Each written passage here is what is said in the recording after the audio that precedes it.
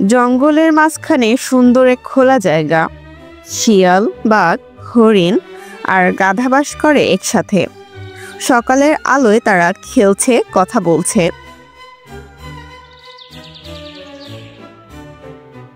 Blue ভাই, তুমি কি আজকেও গাছের পাতার নিচে ঘুমিয়েছিলে? মাথায় পোকা ঘুরছে? ঘুমাতে গিয়েছিলাম, কিন্তু হঠাৎ একটা আওয়াজ, মনে হলো ভূত নাকি গাছ কথা বলছে। তুমি তো সবকিছুতেই ভয় পাও। ওটা ছিল বাতাসে পাতার শব্দ। হয়তো না, কে জানে, এই জঙ্গলে এমন গাছও থাকতে পারে যেটা পূর্ণিমায় কথা বলে। কি বলছো রুদ্র ভাই? গাছ কথা বলে? আমি তো ভয়ে মরে যাব। রুদ্র, তুমি মজা করছো তো? মজা করছি না। আমার দাদার দাদুও বলতেন এই জঙ্গলের ভেতরে একটা গাছ আছে যেটা পূর্ণিমায় জেগে ওঠে আর কে ভালো কে খারাপ সব বলে দেয়। আরে বাবারে, আমি তো কাল রাতে গাছের নিচে গান গাইছিলাম। ও গাছ না হয়তো। এই রহস্যময় গাছের গল্পে যদি একটু নাটক ঢোকানো যায়, বলো তো ভয়েই পালাবে, আর আমি হয়ে যাব গল্পের হিরো। সে একটা মুখোশ বানায়, গাছের মতো দেখতে, গলায় ভয়ঙ্কর আওয়াজের প্র্যাকটিস করে। আমি গাছ, আমি জানি কার মন ভালো আর কার মন খারাপ। বাঘ সাহেব, প্রস্তুত থাকো। আমার মনে হয় গাছটা দেখে আসা উচিত। হয়তো গাছটা কথা বলে। বলু ভাই, তুমি তো অনেক সাহসী, তুমি আগে গিয়ে দেখো গাছটা কি বলে। আমি অবশ্যই যাব। আমি তো জঙ্গলের রাজা। রাজা হলে সিংহ হইতে হইতো, বাঘ নয়। রুদ্র গাছের পেছনে লুকিয়ে মুখোশ পরে। হঠাৎ একটা গম্ভীর আওয়াজ রুদ্রের ভয়ঙ্কর কণ্ঠে। কে এসেছিস? তোর মন খারাপ, তাই শাস্তি পাবি। মাগো, আমি তো ভালো বাঘ, আমি দুধ খাই, কারো ক্ষতি করিনি। কিরে বুলু ভাই, গাছ কি তোকে জঙ্গলের দুধও খেতে বারণ করছে নাকি? এটা সত্যি গাছের আওয়াজ নাকি কেউ নাটক করছে?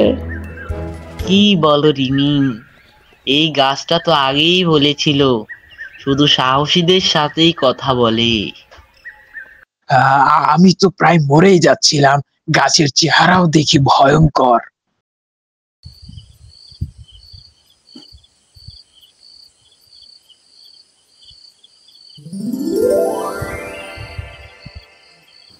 এই জঙ্গলে মিথ্যা আর ভয় দেখানোর খেলা খুব বেশি দিন চলবে না। সত্যি প্রকাশ পাবে, আর রহস্য খুলবে শুধু তাদের কাছে যাদের হৃদয় সৎ। সবার চোখ বড় হয়ে যায়। রুদ্র একটু ভয় পায়। রুদ্র ভাবে সে শুধু মজা করছিল, কিন্তু পরীর আগমন তাকে দ্বিধায় ফেলে দেয়। এতদিন ধরে গাছ নিয়ে যে গুজব চলছিল, তবে কি সেটা সত্যি? বলু আর গ্যাবো জঙ্গলের গভীরে না যাওয়ার সিদ্ধান্ত নেয়। রিমি আর রুদ্র সিদ্ধান্ত নেয় পরের পূর্ণিমায় গাছের কাছে আবার যাবে।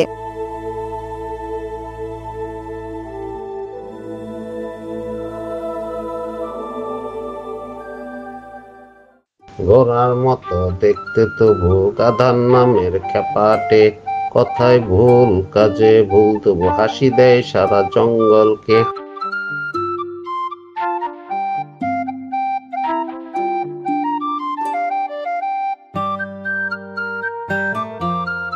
গ্যাবু, তোর গান শুনলে আমার বাঘের গায়ের লোম সোজা হয়ে যায়।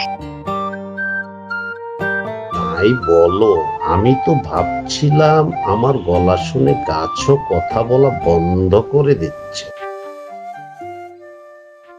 রুদ্র, আমরা পরীর দেখা পেয়েছি, কিন্তু সে কোথা থেকে এলো?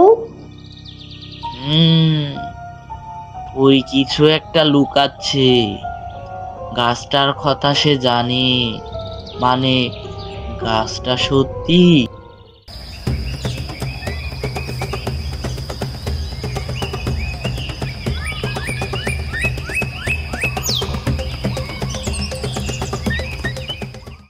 বন্ধুরা, আমি একটা দারুণ জিনিস খুঁজে পেয়েছি। একটা গাছ যেটা বকবক করে। গ্যাবো, ওটা তো তোর আয়নার নিজের ছায়া দেখে কথা বলছিলি। তাও তো আমি একমাত্র গাধা যে আয়নার সামনে দাঁড়িয়ে নিজেকে বাহাবা দেয়।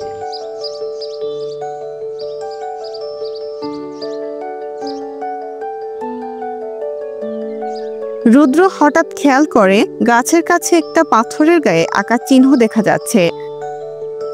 এটা কেমন চিহ্ন? পাথরে পরীর পাখার ছবি? এটা তো একদম আমার কানগুলোর মতো দেখতে। হয়তো আমিই পড়ি। তুই যদি পরি হস, আমি তো রাজকন্যা। তাহলে রাজকন্যা বলে দিদি, চলো আমরা দুজনে গান গাই। তারা পাথর সরিয়ে দেখে গাছের গোড়ায় গোপন গুহা। চলো ভেতরে যাই, হয়তো এখানেই সব রহস্য লুকানো। আমি সামনে যাব না, আমি তো ভয় পেলেই পেছনের দিকে দৌড়াই। কিন্তু একটাই সমস্যা। কি সমস্যা? আমার পাছার দিক দিয়ে গুহা ঢুকতে পারে না।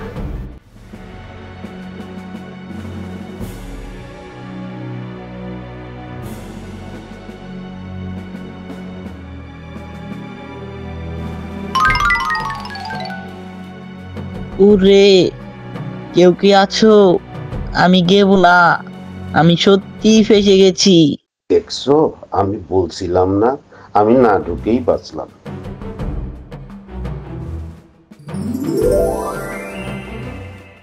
যে চালাকি করে সেই বিপদে পড়ে, তবে যে সত্যিকারের সাহসী তার জন্যই অপেক্ষা করে জঙ্গলের রহস্য।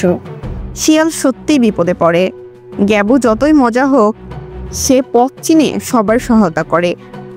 পরী রহস্যময়ভাবে উপস্থিত হয়ে রহস্য আরো ঘনীভূত করে তোলে। শিয়াল নিচে পড়ে অজ্ঞান হয়ে পড়ে আছে। হঠাৎ এক আলোয় জেগে ওঠে। সামনে পরী কিরণ দাঁড়িয়ে।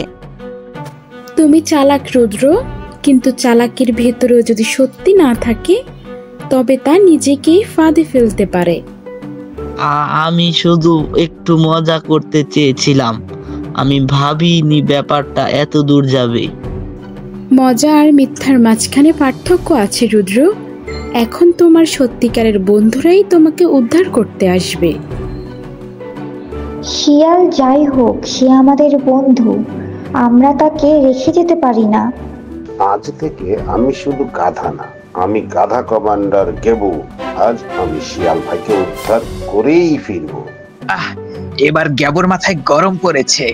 না না, মাথায় গরম না, এটা আমার ব্রেইনের বাল্ব জ্বলে উঠেছে। তারা একসাথে গুহায় ঢোকে। গ্যাবু সামনে, পেছনে রিমি ও বলু।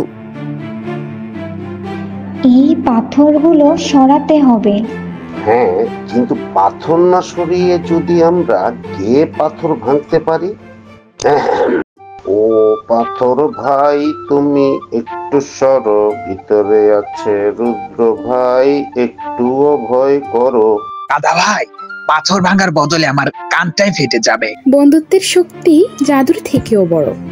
যখন সত্য আর ভালোবাসা একসাথে আসে তখন চাবি খুঁজে পাওয়া যায়। রিমি, বলু আর গ্যাবু তিনজন একসাথে রুদ্রের নাম ধরে ডাকে। তাদের কণ্ঠে উদ্বেগ, ভালোবাসা। হঠাৎ পাথরগুলো নিজে নিজে সরে যায়। আলোয় ভরে ওঠে গুহা। রুদ্র মুক্ত। তোমরা আমাকে বাঁচাতে এলে?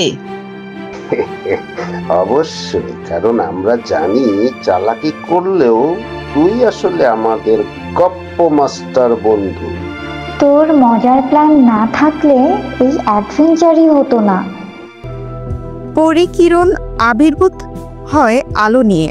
সবার মাথার ওপর জাদুর আভা পড়ে। গাছের নিচে এক প্রাচীন বাক্স বেরিয়ে আসে।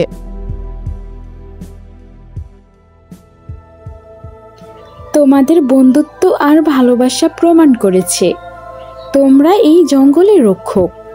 এই বাক্সে আছে প্রকৃতির আশীর্বাদ। সব সময় তোমরা সত্য আর ন্যায়ের পাশে থেকো। আমি প্রতিজ্ঞা করছি, চালাকি করব ঠিকই, কিন্তু তা হবে ন্যায়ের জন্য, সবার ভালো করার জন্য।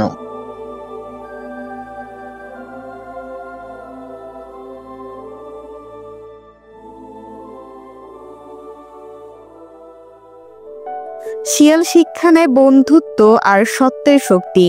পরি তাদের দেয় প্রাচীর উপহার, একটি আলো তাবিজ, যা ভবিষ্যতে জঙ্গলের শান্তি রক্ষা করবে। সবাই আনন্দে ফিরে যায় নিজের গুহায়, আবারও একসাথে হাসি মুখে। সবাই ফিরে এসে গুহা থেকে এখন বিশ্রামিতে। আমার পেট বলছে আরেকটা রহস্য খেলেই সেটা চিরকালের জন্য দেবর জাদু হারি হয়ে যাবে। তোর পেটের চিৎকারে আজ পাখিরাও গান গাওয়া বন্ধ করেছে। হাসা থামাও বন্ধুরা। পরি বলেছে বাক্সে কিছু গোপন ম্যাপ আছে, যেটা জঙ্গলের ভবিষ্যতের পথ দেখাবে। আরও মজার মজার গল্প দেখতে চাইলে আমাদের চ্যানেলটি সাবস্ক্রাইব করুন।